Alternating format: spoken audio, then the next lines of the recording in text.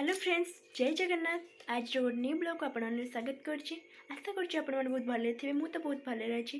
तो आज हूँ सुदशा व्रत, से मु नुआ शाढ़ी हेरिका सब पिंधा पिंधि करके रेडी हो जाइए कहीं यहाँ हूँ मोर फास्ट व्रत। तो मुझा सब पिठा पिठा भी हुए। आज ब्लॉग टी आपण मानक देखी निहाती कौन केमती पूजा हो मोर यहाँ फास्ट व्रत जेहेतु तो मुझे बहुत एक्साइटेड अच्छी। चलतु आगू देखिए कौन हो। तो फ्रेंड्स देखंतु अलिभा ठाकुर पूजा कहीं आज हूँ प्रथम सुदशा व्रत। ठीक कहली तो हाँ देखो सी फूल को आनल फूल मामा को आन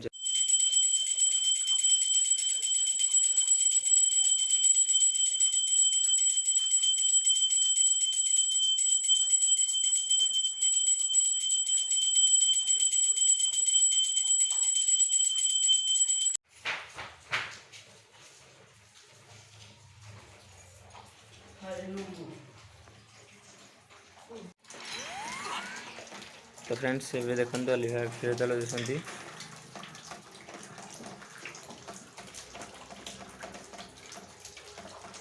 देखो केते जोर वर्षा वर्षा तो कमिगला पूरा दिन जाक पूरा वर्षा आज चली। कल तो आम उदा हो जाइए यात्रा आसलु।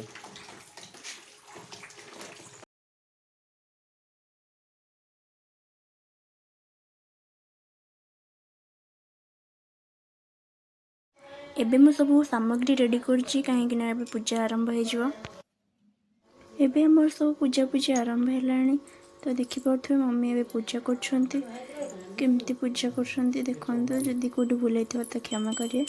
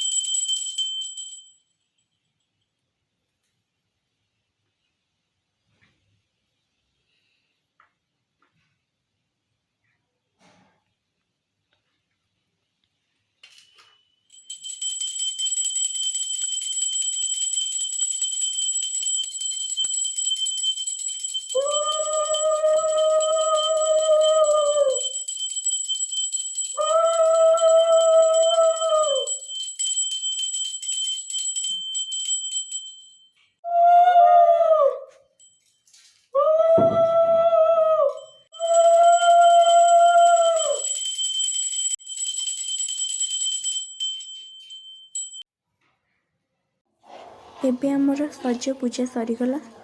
तो एपटे आमर मंडा पिठा लगी चूना जंता होची कहीं मंडा पिठा हेले पूजा हो व्रत। देखंतु मम्मी जंतु संती। तो एबे हमर जंतानी हमर हे आसलानी। देन हमर रखिथिबा पूरा को नेकी मम्मी एबे पिठा गड़ीबे। पिठा एबे इति कढ़ा हेलानी मम्मी एबे गड़ुचंती। जेहेतु मते आसेनी तेणु करी मम्मी एका गड़ुचंती। आ आपण मानक पिठा गड़िया भल लागे कमेंट करेंगे निहाती। आ को मन को पिठा मो परी कढ़ी आसनी से माने भी कमेंट करेंगे। देन आमर ये पिठा सरला। आउ मुझे नहीं पड़े पिठा छाणी दौची पानी जेहेतु ये छणा जाए मुझे धीरे धीरे छाणुची।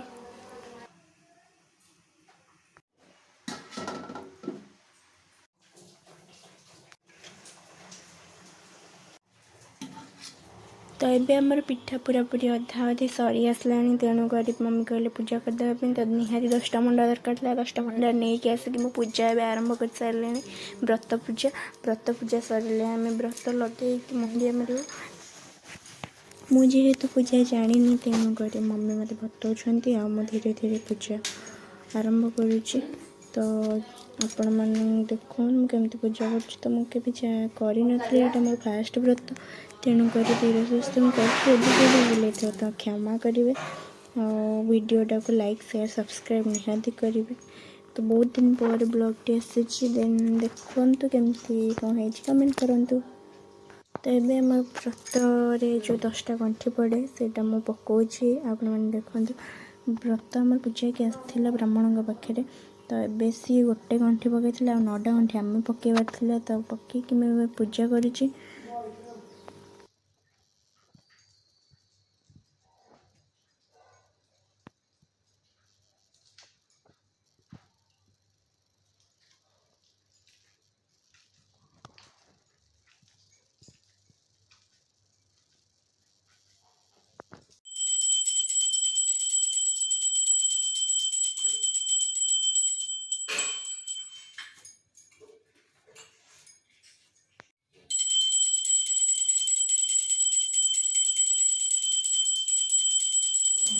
ଏବେ ମୁଁ ଏଠି ପୂଜା କରିକି ଆଳତି କରୁଛି। ଦେନ୍ ଆଳତି ପରେ ଆମର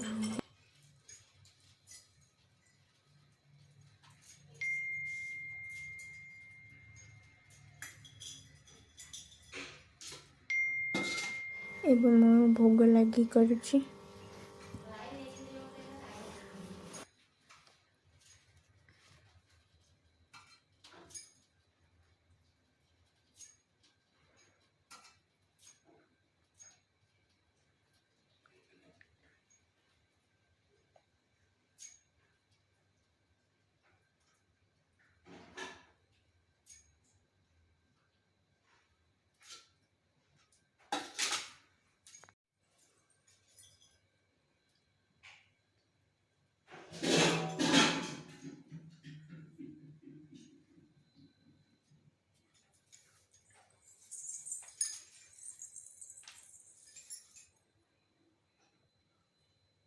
ତ ଏବେ ଆମର ଭଲରେ ପୂଜା ସରିଗଲା।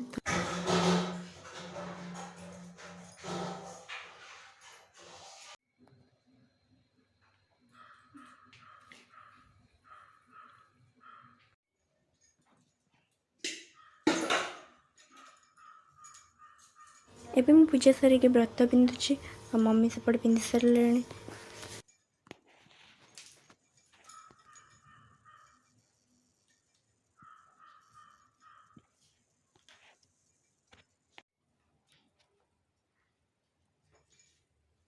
ଅରୁଆ ରାନ୍ଧିଛ?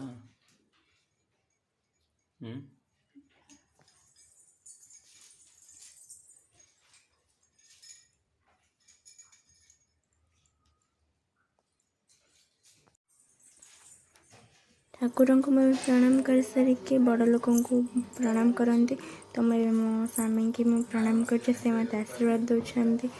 ଦେନ୍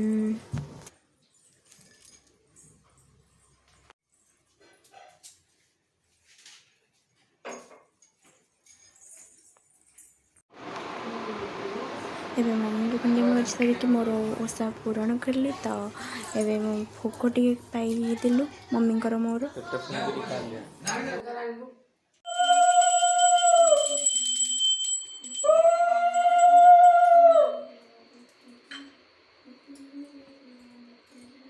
ତ ଆପଣମାନେ ଭାବୁଥିବେ ନା ଆଉଥରେ କାହିଁକି ପୂଜା ହେଉଛି? ତ ଏଇଟା ପୂଜା ହେଉଛି ଆମର ଏଥିପାଇଁ କି ଆମର ସନ୍ଧ୍ୟା ହେବା ପୂର୍ବରୁ ସଜ ଉଠାଯାଏ, ତେଣୁକରି ଆମର ଏଠି ଅବିକା ପୂଜା ଆଉଥରେ ହେଉଛି।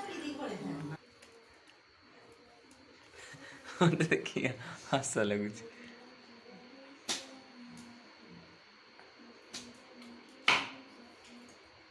ଦୀପି ସୁରା ହବ ନା ଆଉ।